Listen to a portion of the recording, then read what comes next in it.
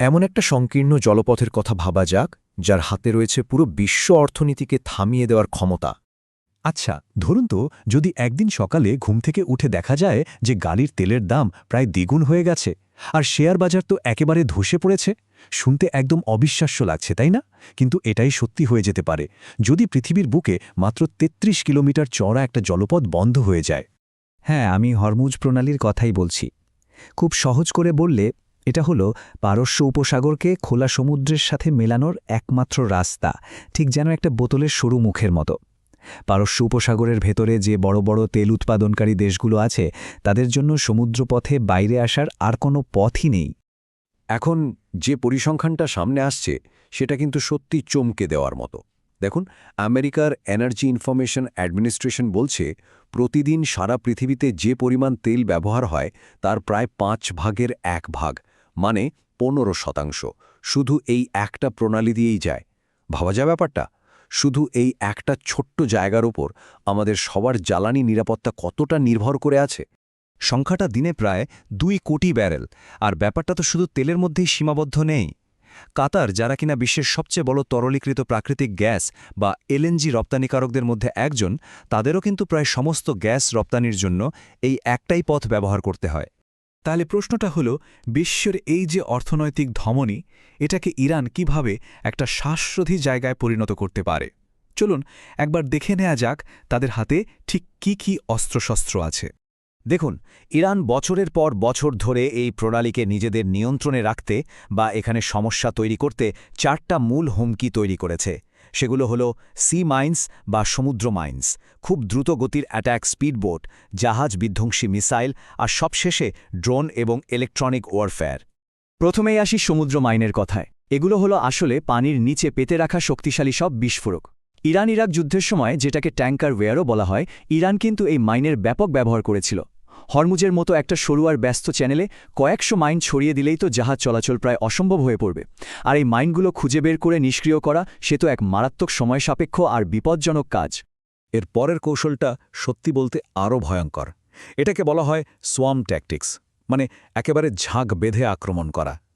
ইরানের যে Islamic revolutionary guard corps মানে আইআরজিসি, তাদের নৌবাহিনীর আসল শক্তি হল হাজার হাজার ছোট কিন্তু সাংঘাতিক দ্রুতগতির স্পিডবোট। একটু কল্পনা করার চেষ্টা করা যাক, একটা বিশাল তেল ট্যাঙ্কার, আর তাকে শত শত ছোট ছোট স্পিডবোট ঠিক যেন মৌমাছির ঝাঁকের মতো চারদিক থেকে ঘিরে ধরে রকেট আর টর্পেডো ছুটছে। এইরকম একটা চরম বিশৃঙ্খলার মধ্যে কিন্তু বিশ্বের সবচেয়ে শক্তিশালী নৌবাহিনীর জন্য প্রতিরোধ করা প্রায় অসম্ভব হয়ে দাঁড়ায়। আর সবচেয়ে বড় কথা কি জানেন?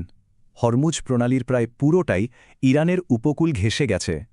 এই ভৌগোলিক সুবিধার কারণে ইরান তার উপকূল বরাবর শত শত জাহাজ বিধ্বংসী মিসাইল ব্যাটারি বসিয়ে রেখেছে। ফলে প্রণালীর ওই সরু পথে ধীর গতিতে চলতে থাকা তেলবাহী ট্যাঙ্কারগুলো এই মিসাইলগুলোর জন্য একেবারে সহজ টার্গেট হয়ে যায়। আর সব শেষে আসছে আধুনিক প্রযুক্তি। ইরানের ড্রোন তো এখন বিশ্বজুড়েই পরিচিত। এগুলো দিয়ে তারা যেমন প্রণালীতে নজরদারি চালাতে পারে, তেমনি আবার বিস্ফোরক বোঝাই করে আত্মঘাতী হামলাও করতে পারে। এর চেয়েও সূক্ষ্ম কিন্তু মারাত্মক একটা অস্ত্র হল ইলেকট্রনিক ওয়ারফেয়ার। ইরান প্রায় জাহাজগুলোর জিপিএস সিগন্যাল জ্যাম করে দেয়। এতে কি হয়? সংঘর্ষের ঝুঁকি বহুগুণ বেড়ে যায়।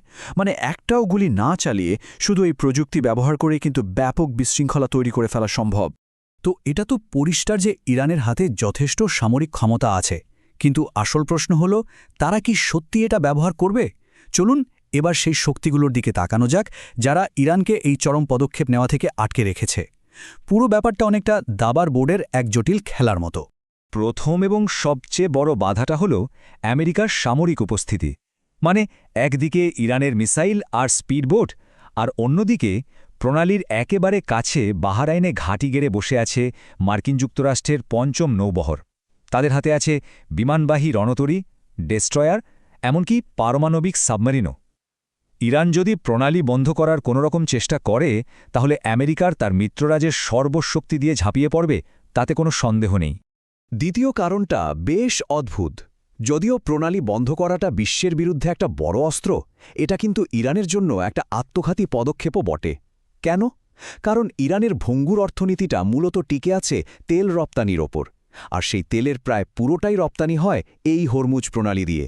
তার মানে জলপথটা বন্ধ করা মানে নিজেদের আয়ের প্রধান রাস্তাটাই বন্ধ করে দেওয়া। এটা তো নিজের পায়ে কুড়াল মারার মতোই ব্যাপার। আর তৃতীয় বাধাটা হলো কূটনৈতিক। বর্তমানে চীন হল ইরানের সবচেয়ে বড় বাণিজ্যিক পার্টনার। ইরানের বেশিরভাগ তেল তারাই কেনে। এখন যদি হরমুজ প্রণালী বন্ধ হয়ে যায়, তাহলে সবচেয়ে বেশি ক্ষতিগ্রস্ত দেশগুলোর মধ্যে কিন্তু চীনও থাকবে। চীনের অর্থনীতি চালু রাখতে তেলের নিরবচ্ছিন্ন সরবরাহটা খুবই জরুরি। তাই ইরান যদি এমন কোনো পদক্ষেপ নেয়, তাহলে তার সবচেয়ে বড় মিত্র চীনই তাকে থামানোর জন্য প্রচণ্ড চাপ দেবে। ইতিহাসও কিন্তু আমাদের কিছু শেখায়। ১৯৮০ থেকে ৮৮ সাল পর্যন্ত যে ট্যাঙ্কার যুদ্ধ হয়েছিল, সেই সময় ইরান আর ইরাক একে অপরের তেল ট্যাঙ্কারে হামলা চালাচ্ছিল।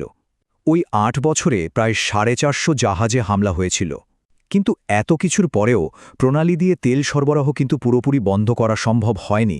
এটা পরিষ্কার দেখিয়ে দেয় যে সাময়িকভাবে জাহাজ চলাচলে বাধা দেওয়া সম্ভব, কিন্তু লম্বা সময়ের জন্য জায়গাটা আটকে রাখা প্রায় অসম্ভব।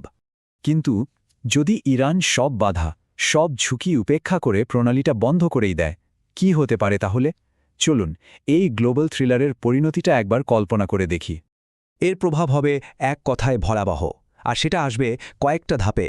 প্রথমেই আসবে একটা অর্থনৈতিক সুনামি। তেলের দাম হয়তো ব্যারেল প্রতি ১৫০ থেকে $200 উঠে যাবে।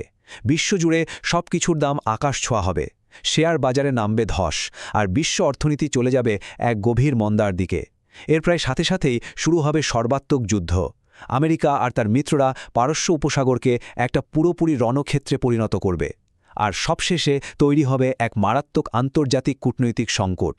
একদিকে থাকবে পশ্চিমা বিশ্ব, আর অন্যদিকে রাশিয়া ও চীনের মতো দেশগুলো এক উভয় সংকটে পড়ে যাবে।